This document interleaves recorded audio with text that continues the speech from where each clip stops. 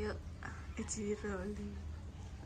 Nah, kemarin tuh di sela-sela hal saya dengar berita tentang statement Guru Pahit yang membandingkan antara hal dengan Maulid gitu ya. Dan setelah saya cek ternyata itu kan uploadan 11 bulan yang lalu ya.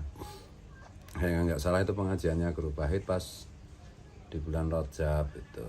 Dan di situ itu memang Guru Pahit menyampaikan beberapa hal, diantaranya bahwa kurang lebihnya kalau Maulid itu suasananya gembira, kalau hal itu suasana ada sedih.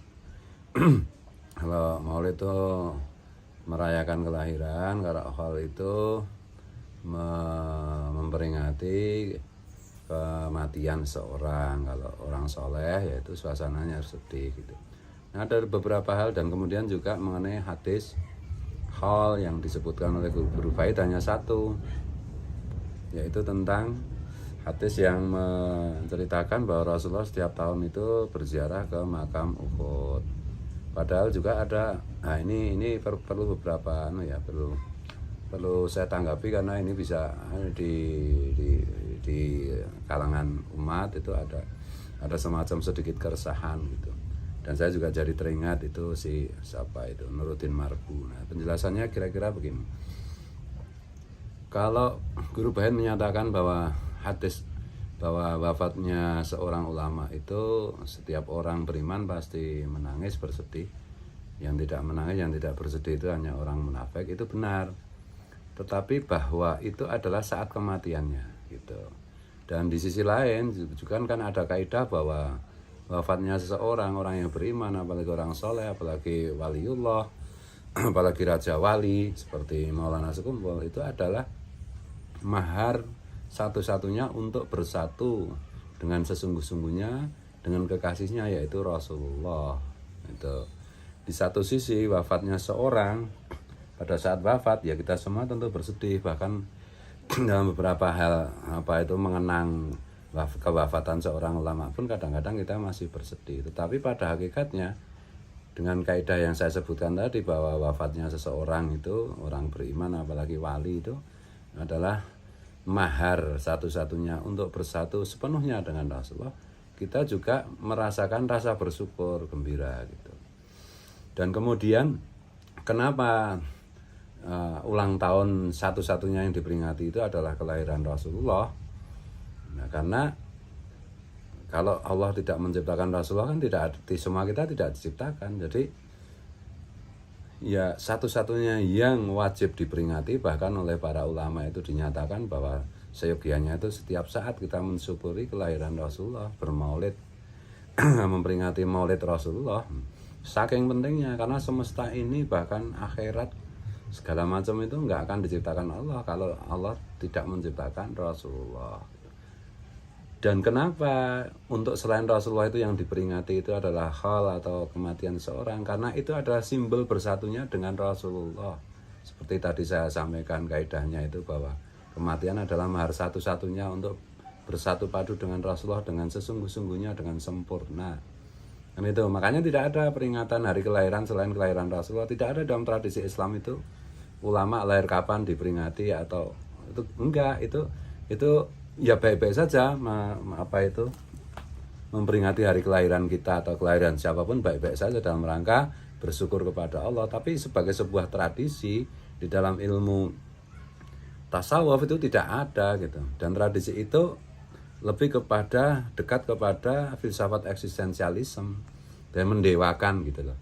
Dan itu kan bertentangan dengan prinsip kefanaan yang diajarkan di dalam ilmu tasawuf gitu. La maujuda illallah, tidak ada wujud selain Allah. Wujud satu-satunya makhluk Allah yang wajib kita syukuri itu adalah wujudnya Rasulullah, karena itu menjadi sebab terwujudnya semua makhluk Allah yang lain kan gitu.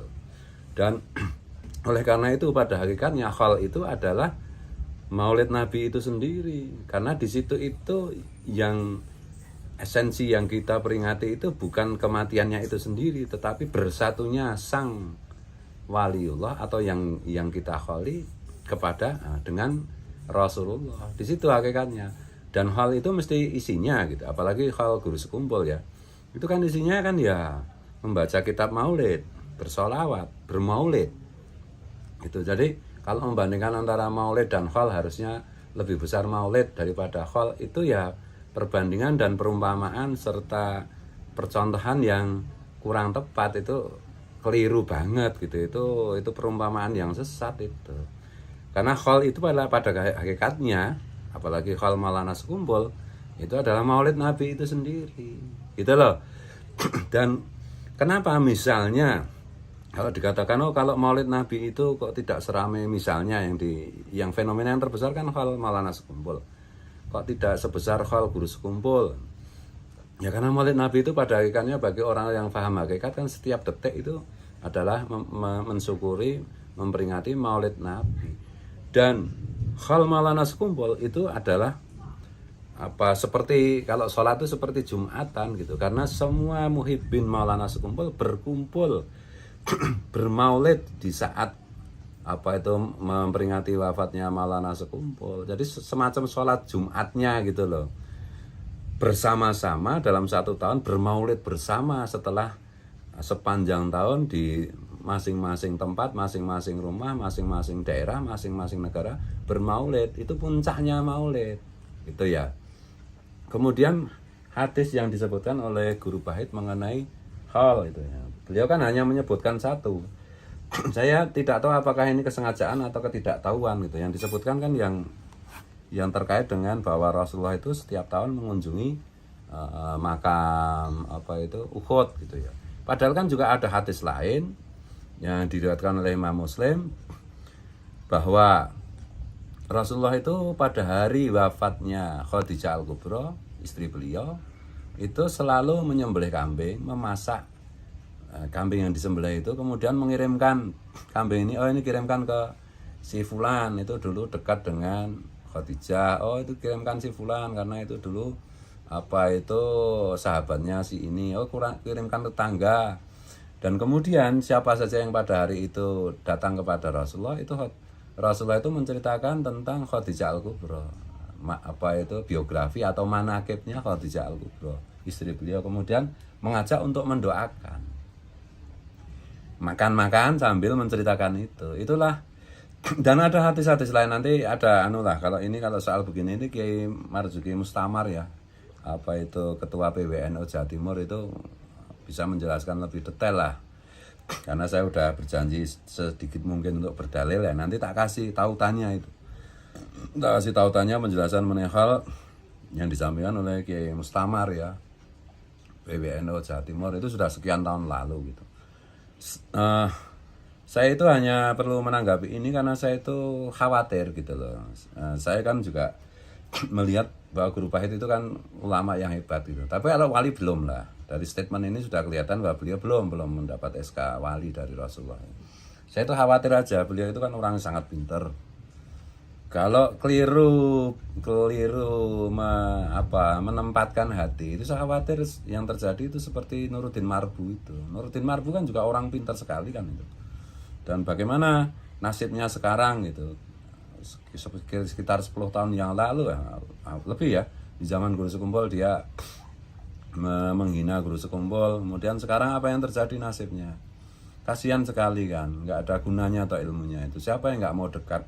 Di Malaysia juga sudah dilarang, di mana-mana nggak laku, kan kasihan sekali itu. Dan saya menyebutkan Nuruddin Marbu itu juga dalam rangka supaya siapa tahu di antara muridnya, di antara 1-2, muridnya kan sedikit banget, itu menyampaikan ke Nuruddin Marbu gitu loh, pesan ini, maksudnya itu supaya bertobatlah gitu loh.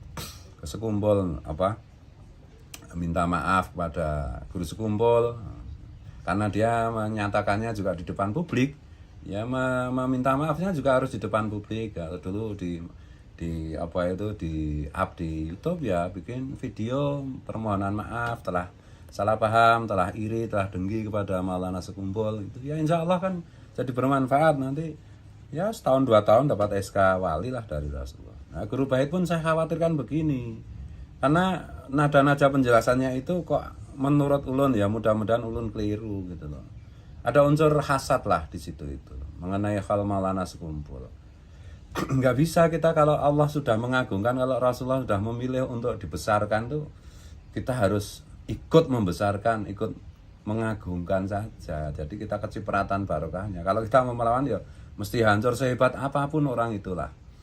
Itulah. Lebih baik udah dekat-dekat Maulana sekumpul nanti tularan dimuliakan oleh Rasulullah. Ini gitu ya.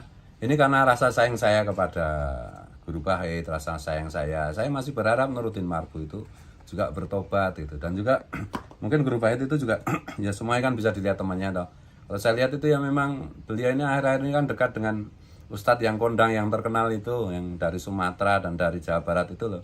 Yang dua-duanya itu meragukan Nur Muhammad SAW, hadis tentang Nur Muhammad SAW. Bagaimana bisa itu Guru Pahit kok mau dekat dengan orang-orang seperti itu?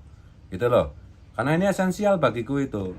Siapapun yang memahami prinsip-prinsip Ahlus Sunnah wal Jamaah itu pasti paham bahwa akidahnya Imam As'ari dan Imam Maturidi itu hanya bisa dipahami dengan semestinya ketika orang itu mempercayai hadis tentang Nur Rasulullah. Kalau meragukan atau menganggap itu tidak benar, tidak yakin, ya pasti gagal paham terhadap akidahnya Imam As'ari maupun Imam Maturidi gitu loh. Nah ini dan ya orang-orang yang seperti itu kan mesti sedikit-sedikit kalau bikin fatwa ngawur gitu, bilang musik itu haram, dia sendiri ternyata ketahuan menikmati musik gitu, bilang ini dan itu, pokoknya itu nadanya itu kebencian saja gitu, kebencian kepada pemerintah salah satunya gitu loh.